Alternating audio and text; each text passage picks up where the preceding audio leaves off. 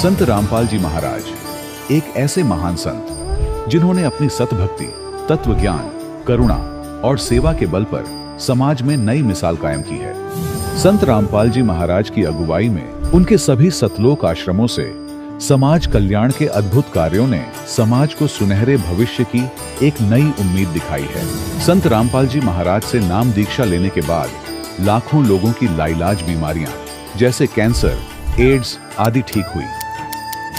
संत जी के ज्ञान से प्रेरित होकर उनके अनुयायियों ने लाखों यूनिट रक्तदान किया। संत जी ने लाखों बहन बेटियों का दहेज मुक्त विवाह करवाया।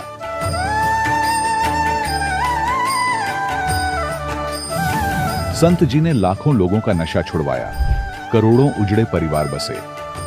संत जी के आश्रमों में समागम के दौरान निःशुल्क नेत्र चिकित्सा, दंत चिकित्सा प्रदान की जाती है। संत रामपाल जी महाराज द्वारा समय समय पर पर्यावरण संरक्षण के उद्देश्य से बड़े स्तर पर वृक्षारोपण किया जाता है। संत जी ने जरूरतमंदों को तत्काल राहत पहुंचाने के लिए एम्बुलेंस सेवा शुरू की। संत जी अपने अनुयायियों को देहदान के लिए प्रेरित करते हैं, जिससे मानवता की सेवा और चिकित्सा क्षेत्र में सुधार हो सके। संत रामपाल जी महाराज के सभी आश्रमों में हर रोज निःशुल्क भंडारा आयोजित किया जाता है, जहां हर वर्ग, हर जाति और हर धर्म के लोग एक साथ बैठकर भोजन करते हैं।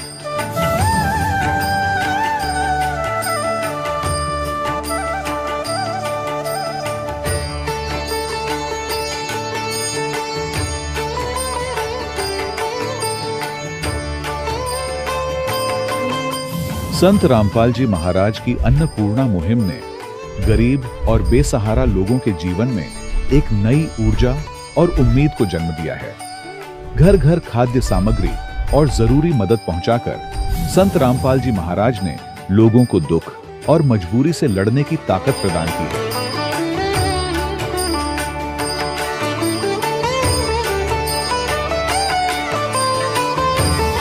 संत रामपाल जी महाराज द्वारा गरीब लोगों के लिए घर बनवाने का अद्भुत कार्य एक ऐसी मिसाल कायम कर रहा है जो सदियों सदियों संत जी की उदारता और दया भावना के तौर पर जाना जाएगा।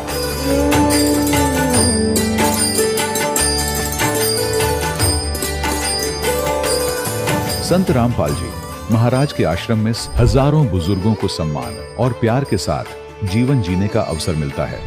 उनके खाने, रहने और स्वास्थ्य की पूरी जिम्मेदारी संत रामपाल जी महाराज उठाते हैं। अनाथ बच्चों के लिए संत रामपाल जी महाराज के सभी आश्रम किसी वरदान से कम नहीं। यहाँ उन्हें शिक्षा, संस्कार और भविष्य के लिए बेहतर अवसर प्रदान किए जाते हैं। चाहे बाढ़ हो, भूकंप या महामारी, संत रामपाल जी महाराज और उनके अनुयायी हमेशा ही जरूरतमंदों के लिए सबसे आगे खड़े रहते हैं। कोविड महामारी के दौरान संत रामपाल जी महाराज के आश्रमों से करोड़ों लोगों के लिए भोजन, दवाइयां और जीवन रक्षक सामग्रियां उपलब्ध कराई गई। चाहे गरीब की मदद हो या किसी शोषित और पीड़ित वर्ग के हक और सम्मान की लड़ाई, संत रामपाल जी महाराज ने हमेशा ही उनकी दबी आवाज को सरकारों तक पहुंचाया है और उन्हें उचित न्याय दिलवाने में अहम भूमिका अदा की है। समाज में आध्यात्मिक और सामाजिक मूल्यों के प्रति जागरूकता लाने में संत रामपाल जी महाराज हर कदम पर मानवता के सच्चे सेवक साबित हुए हैं। संत रामपाल जी महाराज का जीवन हमें सिखाता है कि सच्ची सेवा वही है जो निस्वार्थ भाव से की जाए। आइए हम भी इस महान सेवा के कार्य में इस महान संत से जुड़ें और संत रामपाल जी महाराज से नाम दीक्षा लेकर अपने जीवन को धन्य बनाएं।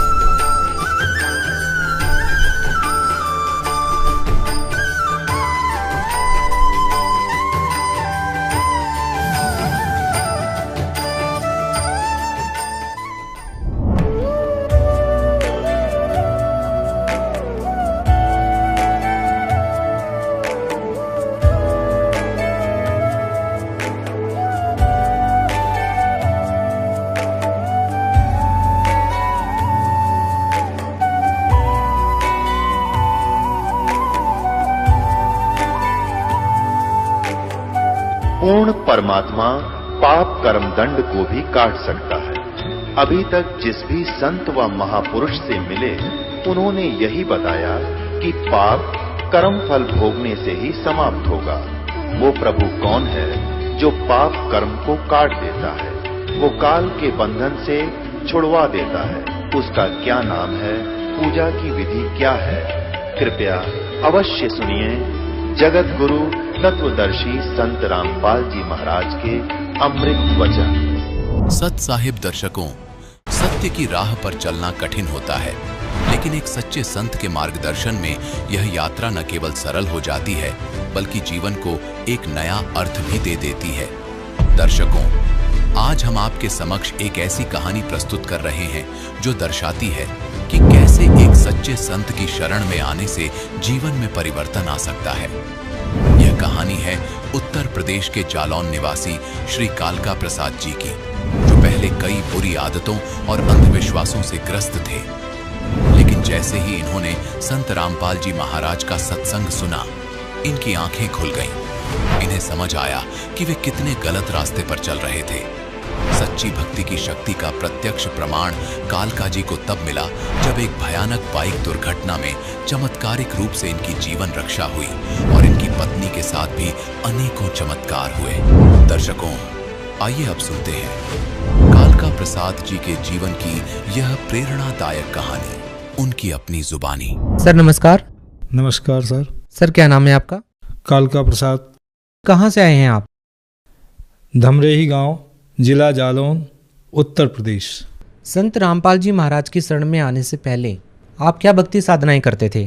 ये छोटा पूरा कथा और सुनना या भागवत सुनना, और शंकर जी जो बाराबंकी जिले में लोधेश्वर हैं, उनके ऊपर जल चढ़ाना, कई बार 10 बार गए। जब आप पहले पूजा कर ही रहे थे तो फिर आपने संत रामपाल जी महाराज जी से नाम दीक्षा क्यों ली? हमें एक्सीडेंट होने पर एक ज्ञान गंगा पुस्तक मिली, उसका ज्ञान समझ के आए कि ये तो सब नासवान है, परमात्मा तो असली ये है संत रामपाल जी महाराज। तो उस वजह से हम जो है यहाँ आए नाम दीक्षा लेने। संत रामपाल जी महाराज के बारे में आपको कैसे पता चला? हमने टीवी के माध्यम से नाम दीक्षा ली वहाँ, और जब परमात्मा ने मुझे आशीर्वाद दिया, मैं बहुत नशेड़ी था, तो उस दिन से आज दिन तक हमने नशे को किसी भी प्रकार से हाथ नहीं लगाया। क्या आप पहले नशा करते थे? हाँ, काफ़ी। हम 5-5 बंडल पी लेते और 2-2, 3-3 पुड़िया तम्बाकू भी खा लेते थे, और साथ में लेके भी आए थे, लेकिन हम बाहर छिपा दिया था। जब परमात्मा ने दया करी तो उस दिन से इतनी दृढ़ता हो गई, इतना संकल्प ले लिया कि हमसे नशा किसी भी प्रकार, कई बार छोड़ा लेकिन छूट नहीं रहा था। परमात्मा संत रामपाल जी महाराज ने दया की, उस दिन से आज दिन तक हमने नशे को हाथ नहीं लगाया। सर चर्चा का विषय बना हुआ है कि जो भी व्यक्ति संत रामपाल जी महाराज से नाम दीक्षा लेता है वो नशा छोड़ देता है। बहुत सारे लोग ऐसे हैं जो नशा छोड़ना चाहते हैं। आपसे ये जानना चाहेंगे कि आपने संत रामपाल जी महाराज से नाम दीक्षा लेते ही नशा कैसे छोड़ दिया? उन्होंने बताया कि मंदिर तो असली ये है और इसमें सारे देवता वास कर रहे, इसको गंदा करना अच्छी चीज़ नहीं है, और जो हम खुद देवता बनाते हैं अपने हाथों से, उन पे हम नहीं थूक सकते। तो इस तरह से हमें दृढ़ता लगी, विश्वास हो गया कि घर इस घट को जो है, इसमें 5-5 देवता बैठे हैं, इसके अंदर गंदी चीज़ जाना नहीं है। हमें मालिक ने, संत रामपाल जी महाराज ने ये बताया। साथ में अमृत जल दिया और परमात्मा ने प्रसाद भी दिया। उसको प्रसाद खाने से हमारे अंदर दृढ़ता आती रही। सर आपको कैसा लगता है कि आपके जो पुराने साथी जो हैं वो आपको देख करके कैसा रिएक्ट करते हैं, क्या कहते हैं, चूँकि आप पहले नशा करते थे और अब नशा नहीं करते हैं? हम करीब 20 सालों से नशा कर रहा था, लेकिन उस दिन से नशा बंद कर दिया। और जब साथी लोग नशे के लिए कहते हैं तो परमात्मा ने जो ज्ञान बताया उनको भी बताते हैं कि धरी कहूँ ढूंढे कहूँ, बस तू ना आवे हाथ, और बस तो हाथ तभी आवे जब भेदी ले ले साथ। इस शरीर का भेदी परमात्मा है, जिसने 9 महीने में माँ के घर में गढ़ के तैयार किया, और उन्होंने 5-5 देवता बताए हैं। तो हमें अपने ही शरीर का ज्ञान नहीं था, इसलिए हम अपने से परे देवताओं की पूजा करते थे। लेकिन जिस दिन से ये ज्ञान हो गया उस दिन से हमने नशा भी नहीं लगाया, और कई लोगों को कहने पर उन्होंने हमारे सामने पुड़िया फाड़ के फेंक दी, उन्होंने भी नशा का परित्याग किया। सर, संत रामपाल जी महाराज जी से आपने नाम दीक्षा ली और आपने नशा छोड़ दिया। इसके अलावा संत रामपाल जी महाराज से जुड़ने के बाद आपको क्या लाभ मिले? हमारा बाइक से एक्सीडेंट हो गया था। जो हमारी बाइक करीब 20 मीटर दूर गिरी, 10 टायरा ट्रक था, उसके हम नीचे आ गए। किसी ने बच के हमको उससे, जब हम 1 मीटर घसट गए, हमारे 3 कपड़े पहने थे सर्दी में, वो सारे कपड़े नीचे फट गए घसट से, और संत रामपाल जी महाराज ने बाल बचा लिया। और जब हम बाहर आए तो किसी साथी ने कहा कि हम तुम्हारे घर पे फ़ोन कर दें। तो हमने कहा नहीं, हमें फ़ोन ना करो, घर के सारे लोग घबरा जाएंगे, हमें हॉस्पिटल ले चलो, थोड़ा हमें इलाज दिलवा दो। इलाज दिलवा के आए, हमारी गाड़ी पड़ी थी ऐसे ही, उसको उठा के खड़ी की, और गाड़ी इस पैर में इधर ज़्यादा चोट थी, किक नहीं लग रही थी। परमात्मा का सुमरण किया, संत रामपाल जी महाराज का सुमरण किया। सुमरण करने से हमारी गाड़ी स्टार्ट हो गई, और उस गाड़ी पे बैठ के हम 25 किलोमीटर चला के आए। इसके बाद जब हम गाड़ी से उतरे तो घर की देहरी नहीं नाक पाए, इतना भयंकर दर्द हो गया। चारपाई पे लेट गए और दर्द बर्दाश्त नहीं हो रहा था। तो हमने संत रामपाल महाराज जी से प्रार्थना की कि दास को बाल बचा लिया, अब तो ये दर्द से तड़प के मर जाएगा, दया करें मालिक। परमात्मा ने दया कर दी, बिना इलाज बिना दवा के हमारा दर्द शांत हो गया। और हमारी भक्तमती को भी लाभ हुआ, जिन्होंने ग्वालियर इलाज लेने के बाद फिर इनका जो है एकदम से लैटरिन और गैस इतनी बढ़ गई कि इन्होंने जो है 10 दिन खाना नहीं खाया। जब खाना नहीं खाया तो बिना खाना अंग्रेजी दवाई नहीं खा पाते, दवाई भी बंद हो गई। 10 दिन मरने के पोजीशन में आ गई, ज़मीन पे लिटा दिया, और भगत देखने आने लगे। ज़्यादा तकलीफ़ देख कर तो हमारे यहाँ 10 भगत थे, उन्होंने सबने मिलकर परमात्मा का मंगलाचरण किया। मंगलाचरण करने से उनके जैसे बीमार थी नहीं, ठीक हो गई। और हम उनको कार भी कर लिया था ले जाने के लिए दोबारा। फिर वो उनको लेके जिला अस्पताल गए तो वहाँ उनका कोई इलाज नहीं दिया डॉक्टर ने, बोले जाओ घर लेके ठीक है। लेकिन उनका जो पैरालाइज से जो नस जाम हो गई थी, उससे वाणी नहीं निकल पाती थी।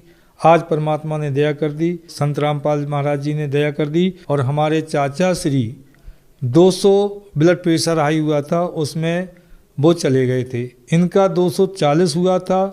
तो हमने उन भक्तमती ने स्वयं बोलकर अपने दमान से कह दिया था, मौके पर नहीं थे, क्या हमें चरणामृत परमात्मा का अमृत जल दे दो। दे दिया तो वो 24 घंटा डटी रही। फिर सवेरे इलाज लेने गए जिला अस्पताल, उन्होंने रेफ़र कर दिया ग्वालियर के लिए। ग्वालियर में इलाज चला। इलाज चलने के बावजूद भी उनको दवा खानी बंद हो गई और परेशानी बढ़ गई।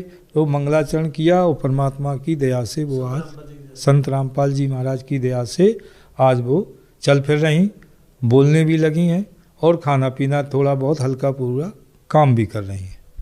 जब से आप संत रामपाल जी महाराज से जुड़े हैं, आपको काफ़ी लाभ मिले हैं। हम आपसे ये जानना चाहेंगे कि आप भगत समाज को क्या संदेश देना चाहेंगे?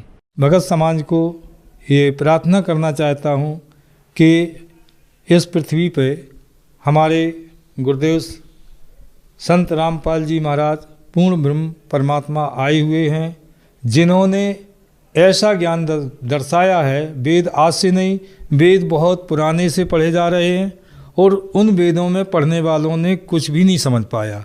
जैसे गीता में लिखा है कि माया के द्वारा जिनका ज्ञान हरा जा चुका है, ऐसे असुर स्वभाव को धारण किए मनुष्यों में नीच दूषित कर्म करने वाले वो मुझे नहीं बकते।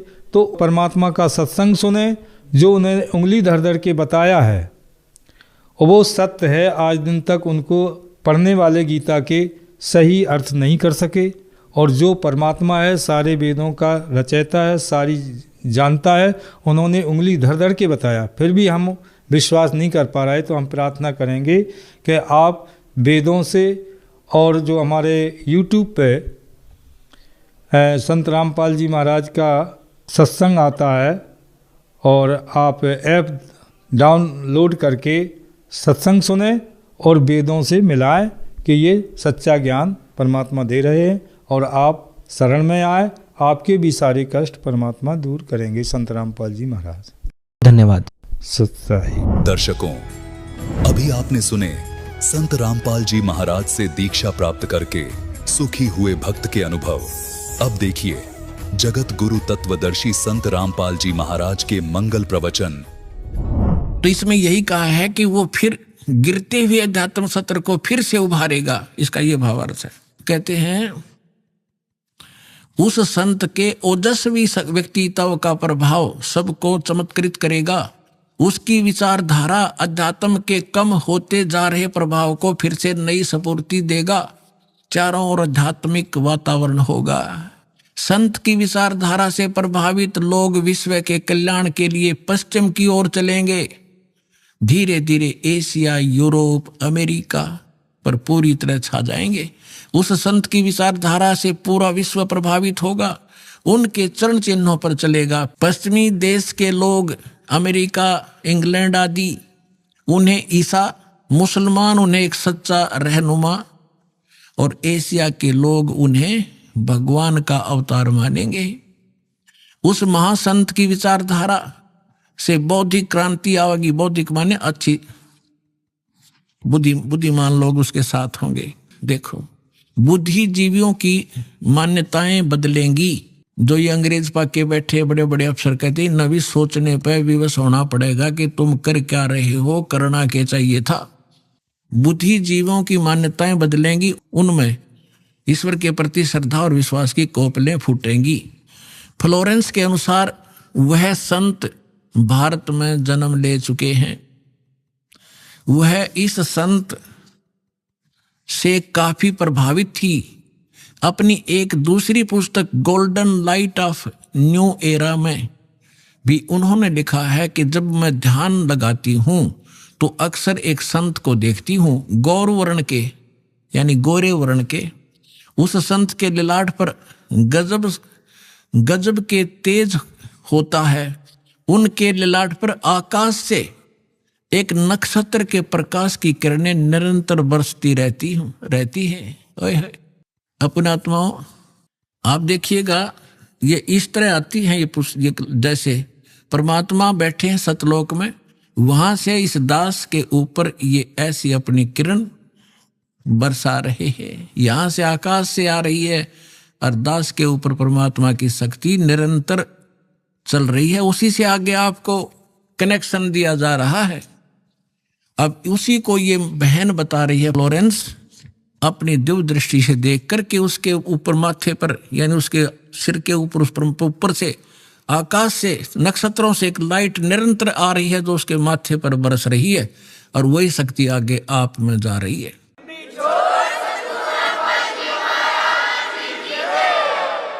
जब मैं ध्यान लगाती हूं तो अक्सर उस एक संत को देखती हूं गौर वर्ण के। अब देखो यहां थोड़ा सा लिखना भूल गया, फिर इन भक्तों ने अपना ने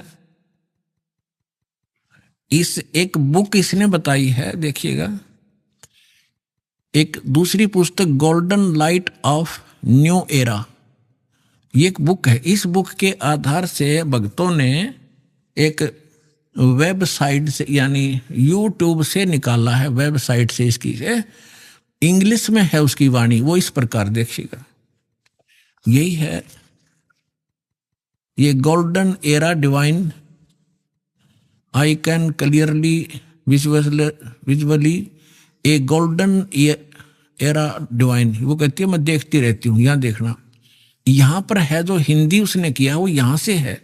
when I enter great flights of meditation I visualize, मैं देखती हूँ। ये क्या कहती है बहन के जब मैं ध्यान की गहन ऊंचाइयों को छूती हूँ, यानी जब मैं ऊपर उड़ती हूँ ध्यान से, तो मैं क्या देखती हूँ, देखिएगा। When I enter great flights of meditation I visualize such a great sant who is fair skinned, यानी फेयर स्किन्ड माने साफ वर्ण का, गौर वर्ण का, विद वाइट हेयर, उसके बाल सफेद हैं, white hair, and without a beard and moustaches, वो बिना दाढ़ी मूछ का है।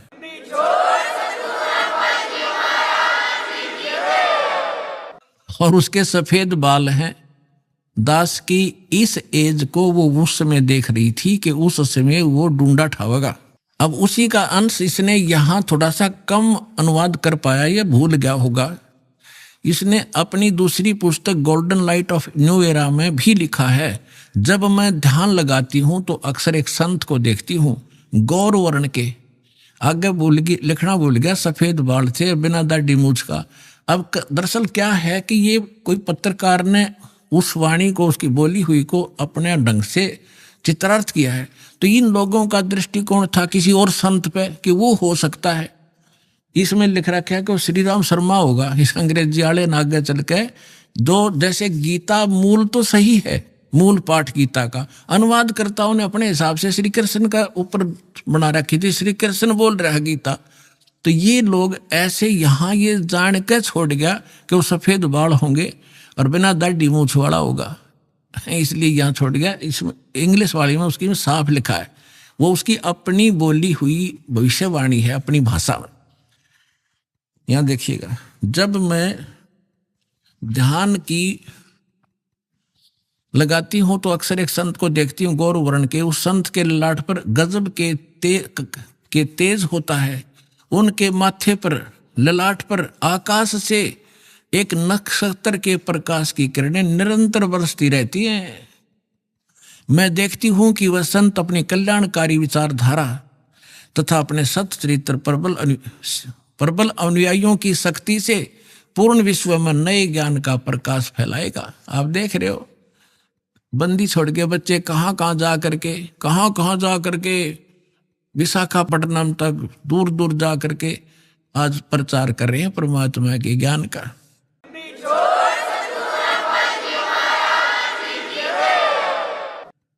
देखियो, तो वह संत अपनी कल्याणकारी विचारधारा तथा अपने सच्चरित्र प्रबल अनुयायियों की शक्ति से संपूर्ण विश्व में नए ज्ञान का प्रकाश फैला रहे हैं। वह संत अपनी शक्ति निरंतर बढ़ा रहे हैं। उनमें इतनी शक्ति है कि वह प्राकृतिक परिवर्तन भी कर सकते हैं।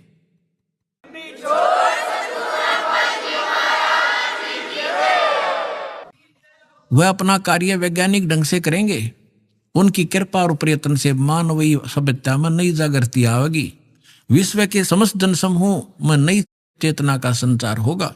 लोक शक्ति का एक नया रूप उभर कर सामने आएगा, जो सत्ताधारियों की मनमानियों पर अंकुश लगा देगा। जो राजा लोग अपनी मनमानी बकवाद करते हैं, उस संत के अनुयायी उनको विवश कर देंगे कि बंदे बनकर रहो, बकवाद बहुत दिन कर ली तुमने। देखिएगा, विश्व के समस्त जनसमूह में नई चेतना का संचार होगा। लोक शक्ति का एक नया रूप उभर कर सामने आएगा, और जो सत्ताधारियों की मनमानियों पर अंकुश लगा देगा, राजनेताओं के ऊपर। मनोचिकित्सक तथा सम्मोहन कला के विश्व प्रसिद्ध ज्ञाता डॉक्टर मोरे बर्स्टीन की फ्लोरेंस से अच्छी दोस्ती थी। एक बार फ्लोरेंस ने उनसे भी कहा था कि डॉक्टर, वह समय बड़ी तेजी से निकट आ रहा है जब सत्ता लोलुप्त राजनेताओं की अपेक्षा आप जैसे समाज सेवकों की बातें समाज अधिक ध्यान से सुनेगा। 21वीं सदी के आते आते एक नई विचारधारा पूरे विश्व को प्रभावित करेगी। हर राष्ट्र में सचित्र धार्मिक लोगों का संगठन लोगों के दिमाग में बैठी गलत मान्यताओं को बदल देगा। यह विचारधारा भारत से प्रस्फुटित होगी, भारत से चलेगी और विश्व के पूरे देशों में फैलेगी।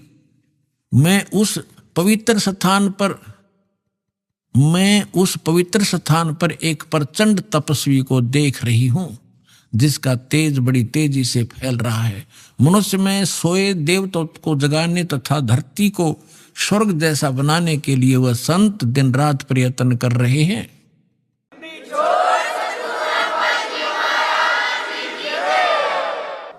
एक पत्रकार ने 1964 में फ्लोरेंस से पूछा था कि क्या वह दुनिया का भविष्य बता सकती है? फ्लोरेंस ने इसके बाद जवाब में कहा था 1980 में ये होगा, 1990 में ये होगा, सारा कुछ बताया था। ठीक, आगे क्या बताया है कि तीसरा विश्व युद्ध के शुरू होने तक भारत के शासन की बागडोर, ये कहते हैं कि विश्व युद्ध का आतंक सबके दिमाग में बैठ जाएगा और भारतीय राजनेता अपने प्रभाव और बुद्धि से तीसरे विश्व युद्ध को टालने में सफल हो जाएंगे। तीसरे विश्व युद्ध के शुरू होने तक भारत के शासन की बागडोर आध्यात्मिक वृत्ति के लोगों के हाथ में होगी, इसलिए उनके प्रभाव से विश्व युद्ध टलेगा। वे शासक एक महान संत के ओजस्वी तथा क्रांतिकारी विचारधारा से प्रभावित होंगे। वे उस संत के प्रति उसी तरह समर्पित होंगे जैसे वाशिंगटन स्वतंत्रता एवं मानवता के प्रति समर्पित थे। न्यू जर्सी की रहने वाली, न्यू जर्सी कोई शहर है अमेरिका में, न्यू जर्सी की रहने वाली फ्लोरेंस सचमुच एक विलक्षण महिला थी। एक बार नोबेल नामक एक व्यक्ति ने, इसने ये बताना चाहा, पत्रकार ने दिखाना चाहा है कि एक पत्रकार था अमेरिका का और वो इसका इंटरव्यू ले रहा था और वो इंटरव्यू टीवी पर चला रखा था डायरेक्ट लाइव। तो ये पूछ रहा कि आप एक संत के बारे में तो बहुत बता रही हो, लेकिन मेरे बारे में बताओ कुछ। जो प्रकरण इतना ही है इसमें ना पढ़ के मैं वैसे बता दूं, जल्दी निमट जाएगी बात। तो फ्लोरेंस ने कहा कि तेरे विषय बताऊं। उसका दायां हाथ पकड़ा और उसने कहा कि आप जो है किसी दूसरे राज्य में भी प्रचार प्रसार करेगा। तो वो कह रहा था, उसने इसमें लिखा है कि मैं उससे कह रहा था कि तू भला मजाक कर रही है मेरे साथ। अगर इस इंटरव्यू को मेरी महकमे वाले सुन रहे होंगे, मेरे बॉस, तो मुझे नौकरी से निकाल देंगे। दूसरे में प्रसार तो नहीं होगा पर मैं नौकरी से जाता रहूंगा। तू क्या मजाक कर रही है? उसी समय मेरे हेड ऑफिस से टेलीफोन आया, मैंने, और मेरे लिए ही था, मैंने उठाया। मेरा बॉस कह रहा था कि मैं तुम्हारा इंटरव्यू देख रहा हूं, मैं हैरान हूं कि हमने निश्चय कर लिया है आपको न्यूयॉर्क के अंदर प्रचार प्रसार के लिए भेजना है और जल्द कल ही इसका डिक्लेयर करेंगे, फाइनल हो चुका है।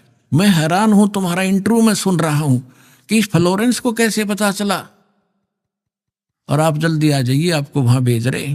तो ये कहने का तात्पर्य है, वो इंटरव्यू लेने वाला ये कह रहा है उसकी इतनी सटीक भविष्यवाणी थी, तो वही कह रही है जो संत के बारे में उसकी झूठी नहीं हो सकती। अब देखिए, अब यहां देखिएगा, ये मैंने छोड़ दिया, यहां वही बता रहा था। ये टीवी के कार्यक्रम के दौरान उनसे बोला, मैं बोला, पत्रकार कह रहा है, आप भारत में जन्मे ले चुके संत के बारे में तो अक्सर बताती रहती हो, मैं अपने बारे में भी कुछ जानना चाहता हूं, बताइए। फ्लोरेंस ने उसके दाहिने हाथ को थाम लिया और बोली, आप बहुत जल्दी किसी दूसरे राज्य में प्रसारण करेंगे।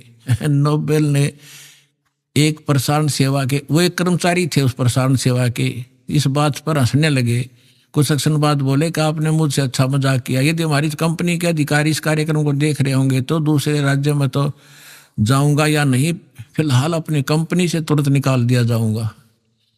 फिर पीछे घोषणा ये लिख दिया उसने कि वहां, अब कहते नोबेल के जब फोन पर उठाया तो उसने बताया कि हमने न्यूयॉर्क के प्रसारण का काम शुरू करने का निर्णय लिया है, वहां तुम्हें भी भेजा जाएगा। अभी यह बात गुप्त रखना, इसकी घोषणा कल की जाएगी। मैं टीवी पर फ्लोरेंस के साथ तुम्हारी बातचीत देख रहा था, वो बॉस बोल रहा है।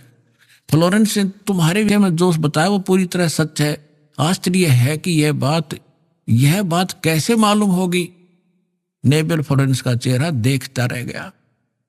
अब उस लड़की ने ये सटीक भविष्यवाणी ये सिद्ध की इसने, और उसी ने उस संत के बारे में की। आगे फिर देखना, उस कुछ पत्रकारों ने उनसे एक बार पूछा था कि वे भविष्य को कैसे देख लेती है तथा गायब व्यक्ति या वस्तुओं का पता कैसे लगा लेती हैं। तो फ्लोरेंस ने बताया, मुझे स्वयं नहीं मालूम कि यह कैसे संभव हो जाता है। मैं भविष्य के विषय में एक बहुत महत्वपूर्ण बात बता रही हूं। बार बार कहा करती हुआ कि 20वीं सदी के अंत में भारतवर्ष में 1997 के आसपास एक प्रकाश निकलेगा। वह प्रकाश पूरी दुनिया को उन देवी शक्तियों के विषय में जानकारी देगा जो अब तक हम सभी के लिए रहस्य में बनी हुई थी। एक दिव्य महापुरुष द्वारा यह प्रकाश पूरे विश्व में फैलेगा। वह सभी को सतमार्ग पर चलने की प्रेरणा देगा। समस्त दुनिया में एक नई सोच की ज्योति फैलेगी। जब मैं ध्यान अवस्था में होती हूं तो अक्सर यह दिव्य महापुरुष मुझे दिखाई देते हैं। फ्लोरेंस ने एक बार कहा, इस संत या दिव्य महापुरुष का जिक्र किया है, साथ ही यह भी बताया है कि उत्तरी भारत के एक पवित्र स्थान पर वह मौजूद है, बरवाला में।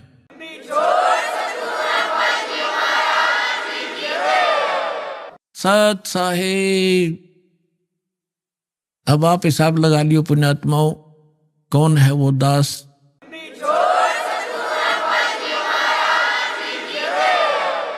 परम पिता परमात्मा पूर्ण ब्रह्म सारी सृष्टि के रचनहार कबीर परमेश्वर जी की असीम रजा से आप सभी पुण्यात्माएं परमात्मा की महिमा सुनने के लिए उपस्थित हुए हो। जब तक ये प्राणी सत्संग में नहीं आता तब तक इसको मनुष्य जीवन के लक्ष्य का ज्ञान नहीं होता। उससे पहले जैसे भी माहौल के अंदर वो पला है, जैसी भी क्रियाएं उसने देखी और सुनी है, जो भी ज्ञान उसको ग्रहण है, उसी को अंतिम मानकर और निश्चिंत होकर के अपने जीवन सफर पर चल रहा होता है। क्योंकि आसपास के क्षेत्र में वही क्रियाएं होती हैं, वही ज्ञान होता है और वही सब भक्ति मार्ग होता है, जिस कारण से उस व्यक्ति को, उस प्राणी को कोई संदेह नहीं होता, शंका नहीं होती कि जो क्रिया और जो साधना, जो परंपरा, जो रीति रिवाज में कर रहा हूं, ये करने की नहीं है। वो यही सोच कर रहा होता है कि सभी कर रहे हैं तो ये सारी ठीक होंगी। कोई बकरीद मनाता है या कोई देवी पर बलि चढ़ाता है तो सभी अपनी क्रियाओं को सही मान रहे होते। तो इसलिए सत्संग की आवश्यकता होती है। सत्संग के अंदर परमात्मा का विधान बताया जाता है। परमात्मा के विधान को तोड़ने वालों को होने वाली हानि से अवगत कराया जाता है, परिचित कराया जाता है। और जो मर्यादा में रहकर साधना करते हैं उनको क्या बेनिफिट होगा वो भी बताया जाता है। तो इसलिए सत्संग की विशेष आवश्यकता है। हमने सत्संग मान रखा था कि संत कोई हो, वो जैसा ज्ञान देता है वो सत्संग ही होता है। नहीं, सत्संग के अर्थ से पता लगता है कि जहां सच्चाई का साथ हो वो सत्य संग होता है, अन्यथा वो सत्संग नहीं है, बेशक से उसका नाम सत्संग हो। तो वर्तमान के अंदर आज तक उन महापुरुषों को छोड़कर जिनको भगवान मिले, उनकी अमृतवाणी के अंदर सत्संग है, या स्वयं परमेश्वर ने आके जो ज्ञान दिया वो सत्संग है। हमारे सदग्रंथों के अंदर सत्संग है। और उन सदग्रंथों से हटकर उन महापुरुषों की वाणी से भिन्न कोई ज्ञान देता है, सत्संग करता है, वो डुप्लीकेट है। और डुप्लीकेट से आप खूब परिचित हैं। कोई डुप्लीकेट पासपोर्ट बनाता है, उस समय तो वो बिल्कुल ठीक लगता है आपको क्योंकि ज्ञान नहीं, और जिस समय उस पासपोर्ट की आवश्यकता पड़ेगी वहां पता चलेगा तो उस समय वो यूजलेस होगा आपका सारा जीवन व्यर्थ हो चुका होगा। तो यहां आपको पूरे जीवन में या तो सत्संग से आप अपने उस पासपोर्ट को यानी अपने ज्ञान और साधना को सत्संग से ही तुलना कर सकते हो। सत्संग से उसको कंपेयर किया जा सकता है कि मेरा ज्ञान ठीक है, मेरी भक्ति ठीक है या नहीं। अन्यथा फिर आपको उस समय पता चलेगा जब आप धर्मराज के दरबार में खड़े होगे। उस समय आपका वो डुप्लीकेट नाम, डुप्लीकेट ज्ञान और वो डुप्लीकेट गुरु कुछ काम नहीं आवेगा। उस समय बहुत देर हो चुकी होगी। तो इसलिए पुण्यात्माओं, सतर्क हो। बहुत जन्म खो दिए आपने इस भांग के बाड़े, नकली संतों के पास। आज दया बख्शी है परमात्मा ने आप अपने बच्चों पर, आपको शिक्षित किया है और परमात्मा ने इस दास को यहाँ आपके लिए भेजा है, तत्व ज्ञान युक्त किया है। इसको ग्रहण करो और जहां तक संभव हो, आपकी पहुंच हो, वहां तक इसकी चर्चा अवश्य करो। आपको बहुत पुण्य होगा।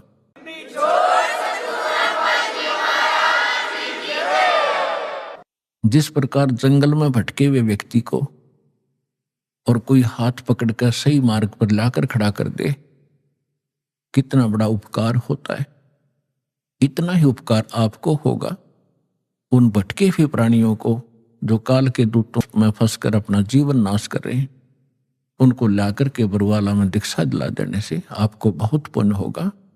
जैसे परमात्मा ने यहां तक कहा है कि 1000 गऊ हत्ते में कोई काट रहा हो कसाई, और उनसे छुटवा कर उनको बाहर अच्छे चरागाह में छोड़ दिया जाए, तो इतना पुण्य उस प्राणी को होगा जो एक जीव को काल के खेमे से निकाल के और सतलोक आश्रम में जोड़ देगा।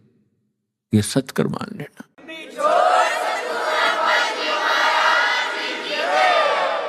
क्योंकि गलत साधना करके या भक्ति ना करके उस जीव को कितना कष्ट होना था भविष्य में।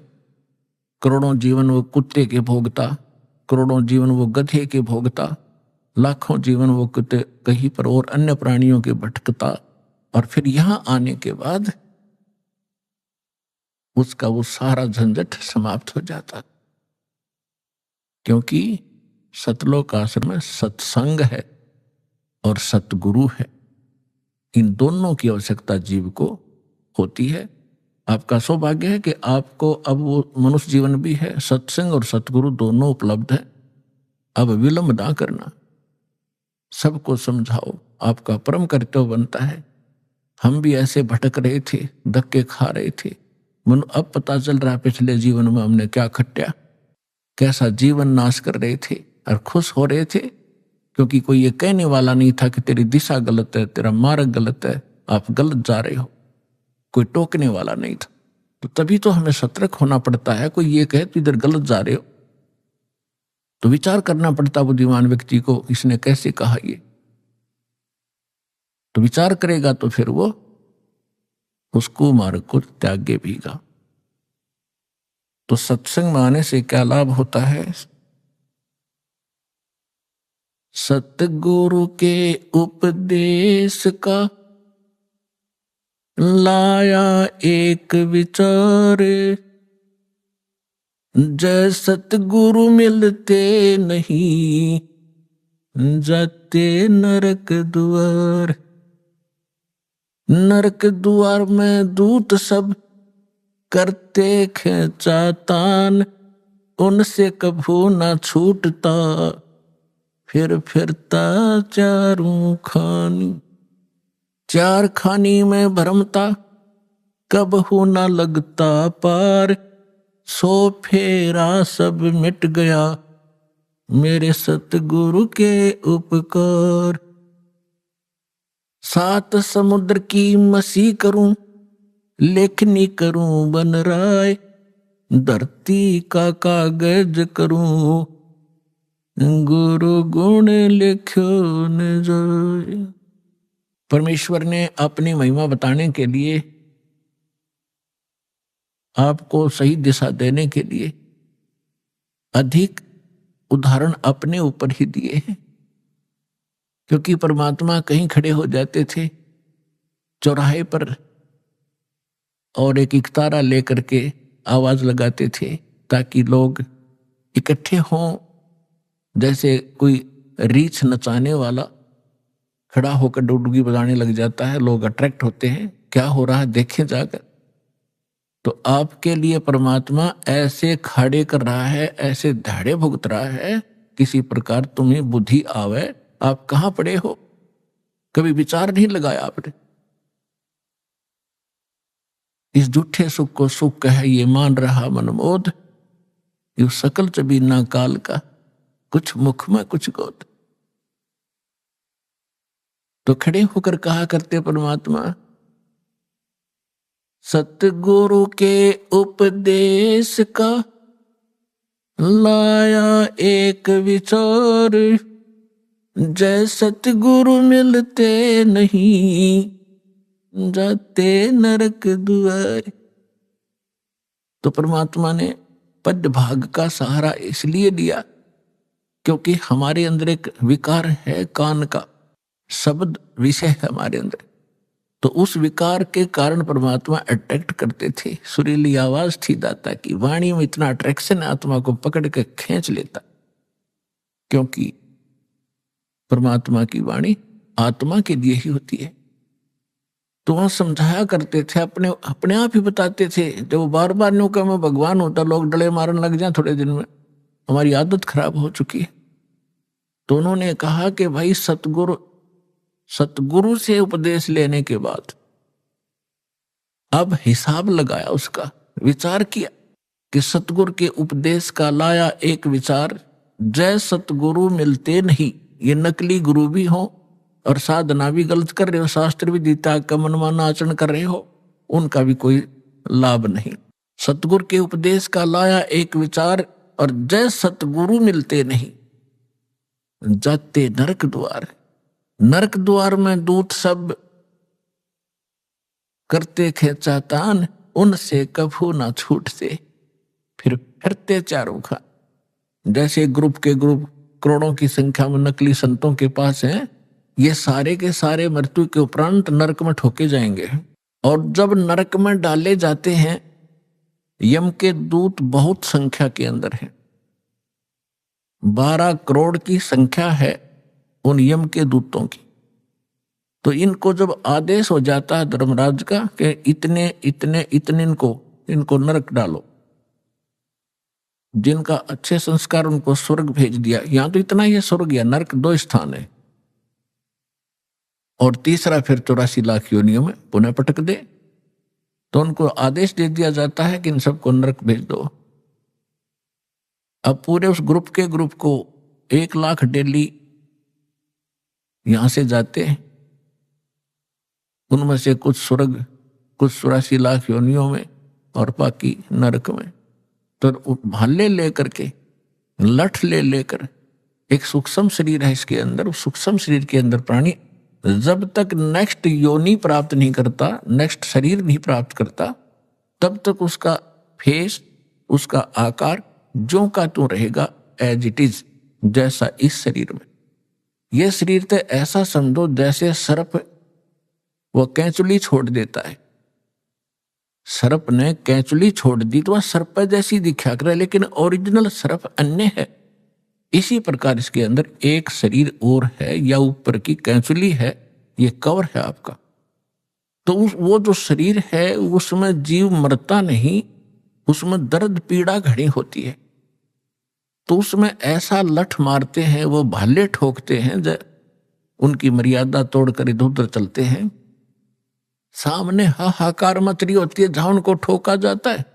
नरक के अंदर तड़फ रहे हैं, हाहाकार मच रही है, किसी को ऐसे गंदा स्थान है वहां पर, तो उसमें उनको भेजा जाता है कि चलो अब वहां कैसे जाएं। वो सब उल्टे उल्टे हटते हैं और पीछे तो वो लठ मारे, उसके बाले ठोके, जबरदस्ती डाल देते हैं।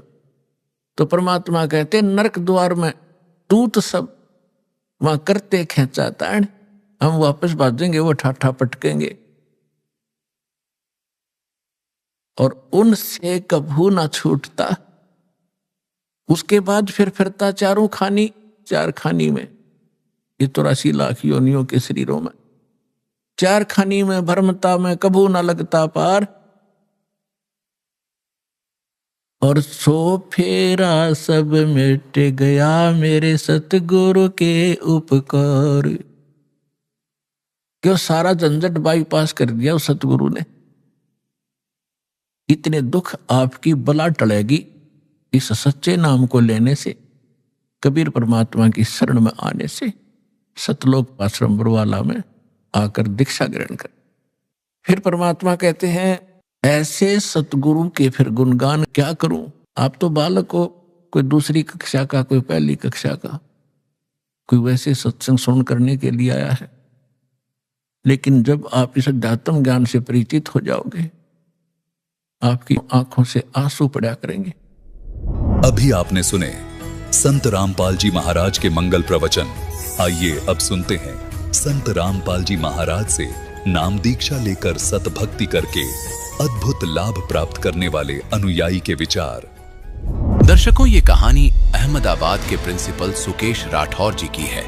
सुकेश राठौर जी ब्रह्मा कुमारी पंथ से जुड़े थे।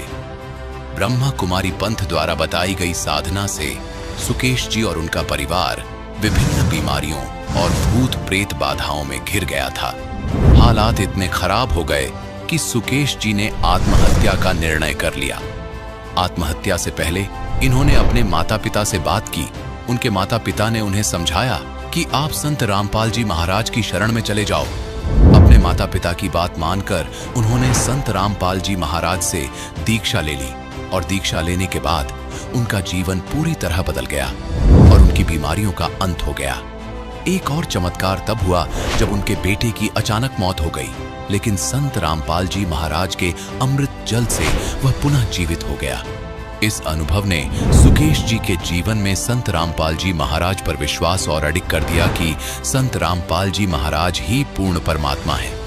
आज सुकेश राठौर जी छाती ठोक कर कहते हैं कि संत रामपाल जी महाराज स्वयं कबीर परमात्मा के अवतार हैं। आइए जानते हैं सुकेश राठौर जी की कहानी, उन्हीं की जुबानी। सर नमस्कार। नमस्कार जी। सर क्या नाम है आपका? सुकेश भाई राठौर। सर कहाँ से आए हैं आप? चांदोड़िया अहमदाबाद गुजरात से आया हूँ। क्या करते हैं आप? वैसे मेरे संस्था है हरिओम हिंदी विद्यालय, उसका मैं प्रिंसिपल हूँ। संत रामपाल जी महाराज से कब जुड़े आप? सर 23 मई 2013 को नाम दीक्षा ली। सर आप अहमदाबाद गुजरात में रहते हैं और आप एक प्रिंसिपल भी हैं, तो सर इतनी दूर संत रामपाल जी महाराज से आप कैसे जुड़े? सर इसके पीछे बहुत बड़ा कारण है। सबसे पहले बीमारियों का दौर था मेरे घर के अंदर।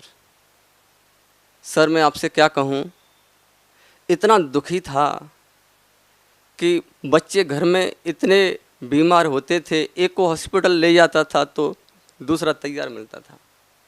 3-4 साल इतना परेशान होगा सर जी कि आपसे क्या बोलूं। उसके साथ साथ घर में भूत प्रेत का साया था। भक्तमती के ऊपर एक प्रेत आत्मा है, सबसे ज़्यादा परेशान करती थी। जैसे मैं ऑफिस से घर पे आता था तो रोज़ का लड़ाई झगड़ा, इससे भी मैं बहुत परेशान था। सर जी मैं खुद अपनी बीमारी के बारे में बताता हूँ। मेरे यहाँ पे सीने में है ना दर्द होता था, 6-7 साल से बराबर झेल रहा था।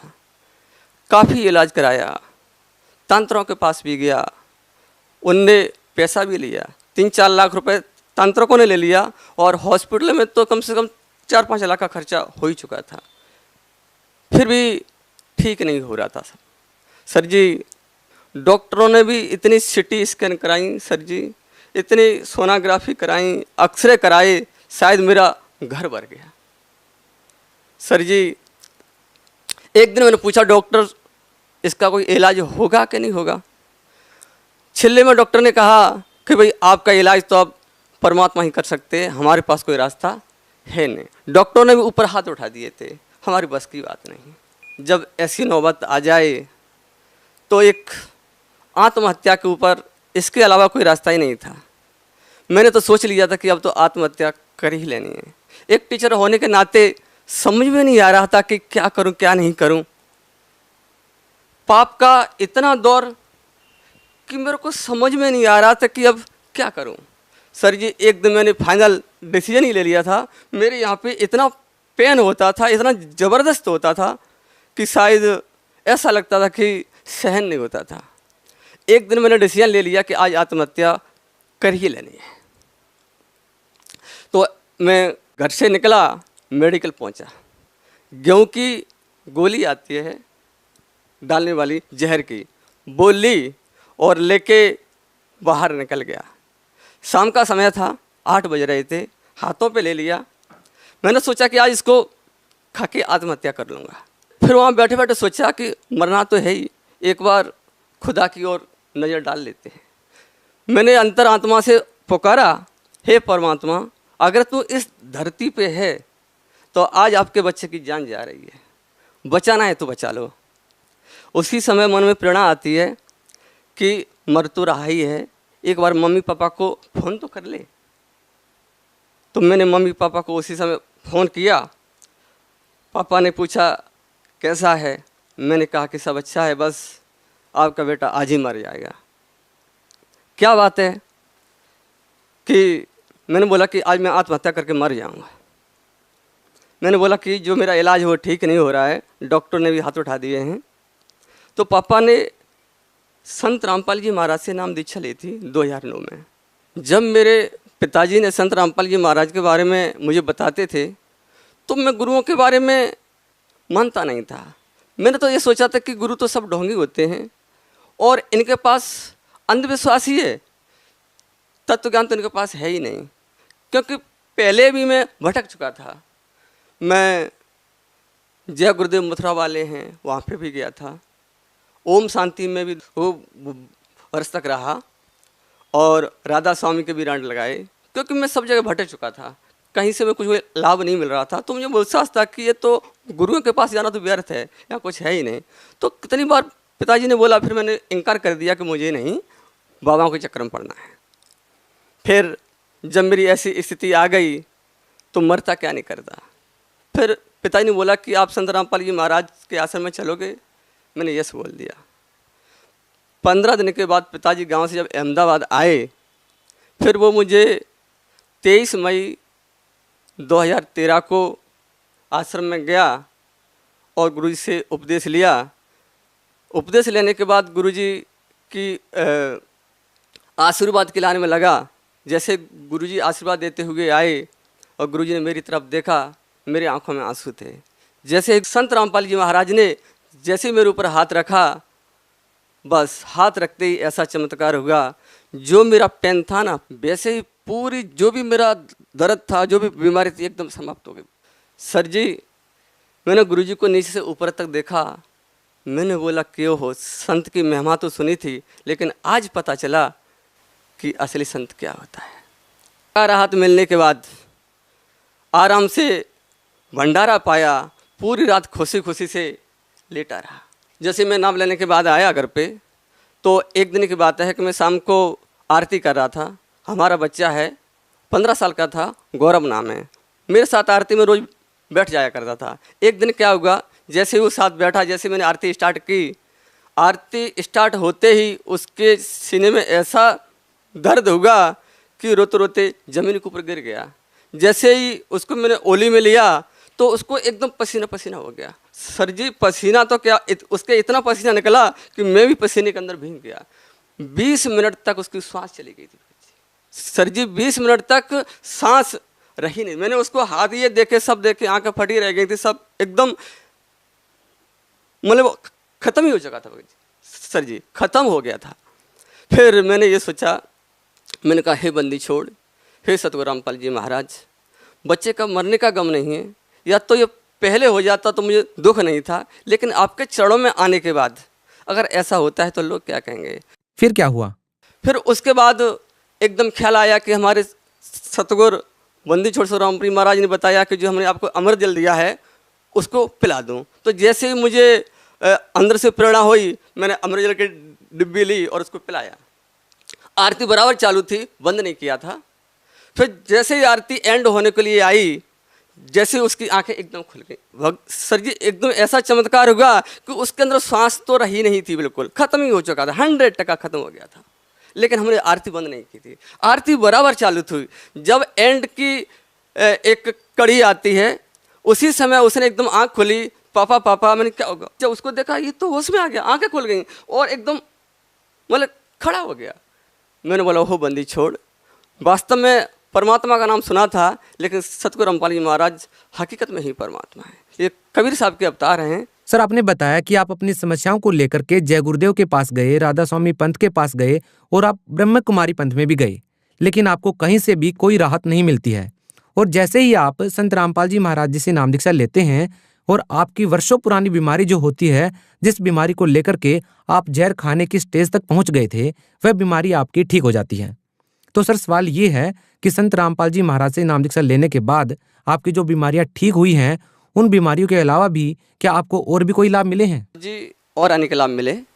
हमारी आर्थिक स्थिति भी पहले से डाउन थी, फिर बहुत अच्छी हो गई और हमारा गौरव है 12वीं कक्षा में बहुत अच्छे नंबर लेकर के आया था। गुजरात में नंबर 1 पर रहा था और सरकारी कॉलेज में एडमिशन हुआ। अगर उसका सरकारी कॉलेज में एडमिशन नहीं होता तो जैसे प्राइवेट कॉलेज कराते तो 16-17 लाख का खर्चा आता डिग्री करने का, लेकिन आज हमारा वो फ्री हो रहा है। और उसके साथ में हमारी एक बच्ची है, उसकी रमणी हो गई, रमणी बहुत अच्छे से हो गई, क्योंकि हमारा गुरुजी का आदेश है दहेज ना लेना है ना देना है। संत रामपाल जी महाराज ने जो उनकी शादी कराई है, रमणी कराई है, वो शास्त्र विधि के अनुसार कराई है। सर जी एक समय ऐसी स्थिति थी जब मेरी आर्थिक स्थिति बहुत डाउन थी। जब से संत रामपाल जी महाराज से नाम दीक्षा ली है ना, आज मेरे घर में किसी प्रकार का कष्ट नहीं है। आज मैं इतना सुखी हूँ सर जी कि मेरे कहने पे कोई कुछ शब्द नहीं बचे मेरे पास। सर, आप एक शिक्षित व्यक्ति हैं, आप खुद प्रिंसिपल हैं, तो आपसे जानना चाहेंगे कि संत रामपाल जी महाराज जी के बारे में अक्सर ये बातें सुनने को मिलती हैं कि वो अन्य धर्मगुरुओं की निंदा करते हैं। आपने हिंदुस्तान के तमाम धर्मगुरुओं से पहले नाम दीक्षा ले चुके हैं, आपने हिंदुस्तान के तमाम धर्मगुरुओं को जांचा परखा है, उनसे नाम दीक्षा ली है और अब आप संत रामपाल जी महाराज से जुड़े हैं। क्या लगता है आपको, क्या संत रामपाल जी महाराज वास्तव में उन धर्मगुरुओं की निंदा कर रहे हैं? निंदा तो नहीं है, हमारे गुरुजी ने एक सच्चाई बताई है। सच्चाई बताना कोई निंदा नहीं होती है। हमारे गुरुजी ने वेद शास्त्रों को खोल खोल कर रख दिया है। गीता वेद सबके यहाँ पढ़े हुए हैं, मिला लो, सच्चाई क्या है आपको खुद स्वयं पता चल जाएगी। सर, ये भी सुनने को मिलता है कि जो श्रद्धालु संत रामपाल जी महाराज से जुड़े हुए हैं वो एक अंधश्रद्धा भक्ति के तहत जुड़े हुए हैं। वो अनपढ़ लोग हैं, ज़्यादा पढ़े लिखे नहीं हैं, लेकिन आप तो खुद एक प्रिंसिपल हैं और आप एक स्कूल का संचालन भी करते हैं, तो आप क्या कहना चाहेंगे इस बारे में?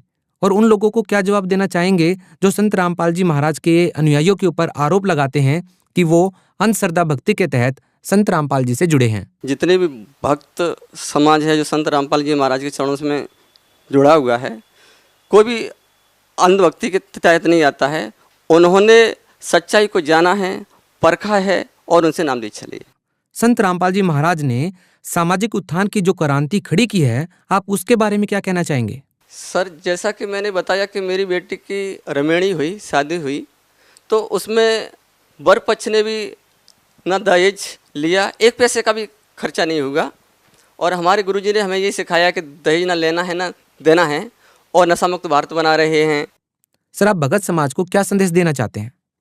सर जी, भक्त समाज को प्रार्थना ही कर सकता हूँ कि वो संत रामपाल जी महाराज का सत्संग सुने और जो हमारे गुरुजी की लिखी हुई पुस्तकें हैं उनको पढ़ें, सच्चाई को जाने, परखें और उपदेश लें और अपना कल्याण कराएं। जी धन्यवाद। सर